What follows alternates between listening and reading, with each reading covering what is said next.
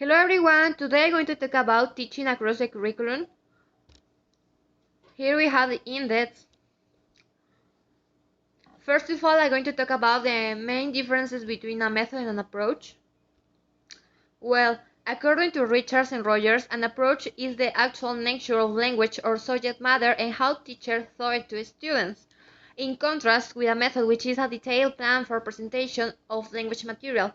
Another difference is that an approach depends on the nature of language or subject matter under study, for instance, structural, oral, situational, communicative, in contrast with method which includes the detailed steps and procedures followed by the teacher in teaching a language.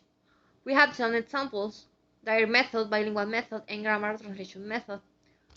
Okay, what is teaching across the curriculum?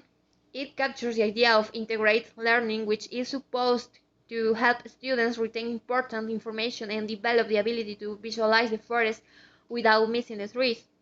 And also, it embraces not just the interweaving of subjects, for example, science and social studies, but of any curriculum elements, for example, the skills and content that might be taught more effectively in relation to each other than separately.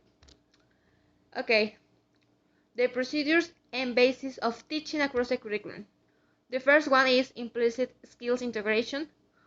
And these are planned activities that require students to use the skills considered important, but the teacher doesn't present lessons on the skills and students don't do assignments whose main purpose is skill building.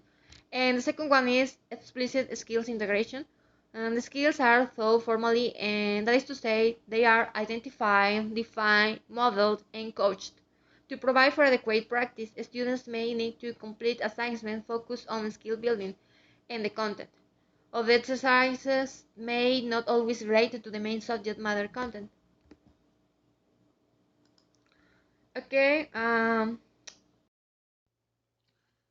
then we have the focus. When it's focused on content, whether skill development occurs in regarded as a side benefit rather than an instructional objective. When it's focused on the skills, whatever examination of content takes place in totally in the service of skill development. When it's focused on skills content, a student's attention will be directed at some times toward the content of what is being taught and at other times toward the skills aspect. Types of activities it involves. The first one, concept mapping activities. This helps learners organize their ideas about a topic. For instance, higher order reading skills or writing tactics such as keeping a log of your thinking in a subject matter. Making comparisons. For example, in English, the focus might be on comparison of characters or books. Discursive reasoning, and that is to say, the relationship between a cause and its effect. For instance, in Macbeth. Create a song, create a collage, create a coloring book.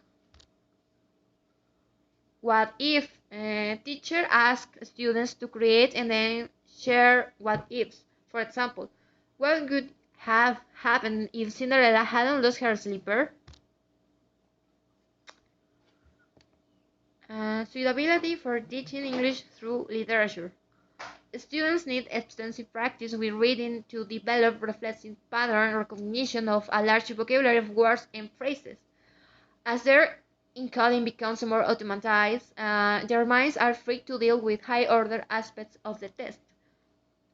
For example, we carry out the previously activities and in addition, reading and storytelling. Storytelling leads to and through oral language to organizing and articulating thought and to build listening skills. Students identify the following features. Identifying the features can be applied to any event in history or fiction and to stories about real or fictitious people. For example, The Tortoise and the Hare, which is a fable by Aesop. Okay, in the following slides, there is a suitable example of an activity about how students can identify the features, but I won't talk about it because of the time. I only show you my slides, and if you want, you could pause the video and watch them. In any case, I think and they don't need an explanation since they are very clear. Meanwhile, I'm going to continue with the next topic, which is weaknesses or challenges for being implemented by using text. The first one, unfair, since it steals minutes from subjects that are already time poor. The second one, skills shouldn't be sacrificed for content and vice versa. And the last one, students need practice to be able to use any skill effectively with other activities. Okay, and finally, my conclusion about advantages and disadvantages I would face by using teaching across the curriculum.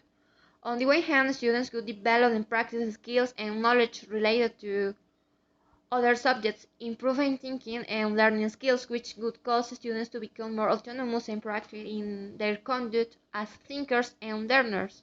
On the other hand, students may not have developed the specific skill or knowledge necessary to be successful in the activity at a particular school level. These are the references, and thank you for your attention.